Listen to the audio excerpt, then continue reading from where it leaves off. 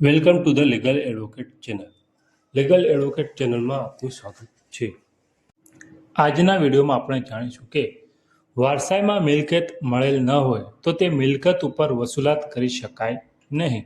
જે ચુકાદો અલ્હાબાદ હાઈકોર્ટે તારીખ 25/3/2026ના રોજ આપેલો છે, જે આપણે જોઈએ. મૃતકની સ્ટેમ્પ ખામીની રકમ એટલે કે દસ્તાવેજમાં અધૂરો સ્ટેમ્પ હોય, ખૂટતી આવી હોય, સ્ટેમ્પની ખૂટતી આવી હોય તો તે રકમ તેમના કાનૂની વારસદારો પાસેથી તેમને વારસામાં મળેલી મિલકતની હદ સુધી જ વસૂલ કરી શકાય છે. એ મુજબ અલ્હાબાદ હાઈકોર્ટે ચુકાદો આપેલ છે.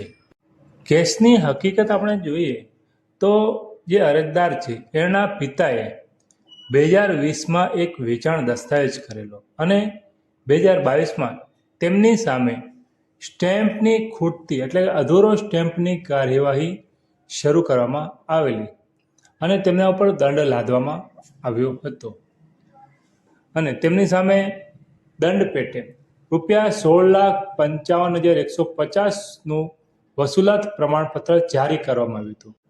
અરજદારના પિતાએ વસૂલાત પ્રમાણપત્ર સામે સ્ટેમ્પ સુધારણા અરજી દાખલ કરી હતી, પરંતુ સુધારણા અરજી પેન્ડિંગ હતી ત્યારે અરજદારના પિતાનું અવસાન થયેલ. ત્યારબાદ સુધારણા અરજી જે દાખલ કરવામાં આવી હતી તેમાં અરજીમાં અરજદારો વારસદાર હોવાના કારણે દાખલ થયેલા, પરંતુ 2025માં તે સુધારણા અરજી રદ કરવામાં આવી. કોર્ટે સ્પષ્ટ કર્યું કે માત્ર સિવિલ કોર્ટ દ્વારા વેચાણ દસ્તાવેજ રદ કરવામાં આવ્યો હોવાથી સ્ટેમ્પ એક્ટ હેઠળની કાર્યવાહી આપમેળે રદ થતી નથી, કારણ કે સ્ટેમ્પની ચાર્જેબિલિટી દસ્તાવેજની અમલ તારીખના આધારે નક્કી થાય છે. અરજદારોની દલીલ એવી હતી કે તેમને તેમના પિતા પાસેથી કોઈ પણ મિલકત વારસામાં મળી નથી, તેથી તેઓ કોઈ રકમ ચૂકવવા માટે જવાબદાર નથી. કોર્ટે આ દલીલને હકીકતનો પ્રશ્ન ગણાવી રીટ અધિકાર ક્ષેત્રમાં તેનો નિકાલ કરવાનો ઇનકાર કર્યો. તેમ છતાં અરજદારોને રાહત આપતા કોર્ટે તેમને કલેક્ટર આગ્રા સમક્ષ તેમના વાંધા સાથે રજૂઆત કરવાનો અને તેમના પિતાના મૃત્યુ પહેલા અને પછીના સમયગાળા માટેના આવકવેરા રિટર્ન રજૂ કરવાનો નિર્દેશ આપ્યો. આ સાથે જ કોર્ટે કલેક્ટરને તપાસ કરવા, સુનાવણીની તક આપવા અને પછી અરજદારો પાસેથી વસૂલાત અંગે આદેશ પસાર કરવાનો પણ આદેશ આપ્યો હતો. કોર્ટે અરજદારોને તેમના પિતા પાસેથી વારસામાં મળેલ કોઈ પણ મિલકતને અલગ કરવા, ટ્રાન્સફર કરવા ઉપર પ્રતિબંધ મૂક્યો. આ માર્ગદર્શિકા સાથે કોર્ટે રીટ અરજીનો નિકાલ કર્યો. આ ચુકાદો રાજકુમાર વર્મા અને અન્ય વિરુદ્ધ યુપી રાજ્ય +4ના કેસમાં સંભળાવ્યો હતો.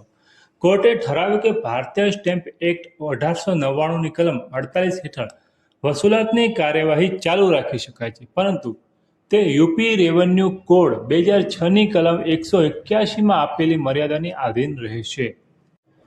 કલમ 181(1)ની જોગવાઈ મુજબ કાનૂની પ્રતિનિધિ સામે ધરપકડ અને અટકાયત સિવાય વસૂલાતની કાર્યવાહી એવી રીતે ચાલુ રહી શકે જાણે કે તે પોતે જ ડિફોલ્ટર હોય, પરંતુ તેમની જવાબદારી ફક્ત મૃતક પાસેથી તેમને વારસામાં મળેલી મિલકતની હદ સુધી જ મર્યાદિત રહેશે. વારસાઈમાં મિલકત મળેલ ના હોય તો તે મિલકત ઉપર વસૂલાત કરી શકાય નહીં. આપણે આવા જ કાયદાને લગતા વિડીયો લાવતા રહીએ છીએ, તેમજ નવા આવનાર ચુકાદા પણ લાવતા રહીએ છીએ. જેથી જો તમને આ વિડીયો પસંદ આવ્યો હોય તો તમે વિડીયોને લાઇક કરી શકો છો અને અમારી ચેનલને સબસ્ક્રાઈબ કરી શકો છો. અને તમને જો કોઈ પ્રશ્ન હોય તો તમે કમેન્ટમાં જણાવી શકો છો. Thank you. આભાર.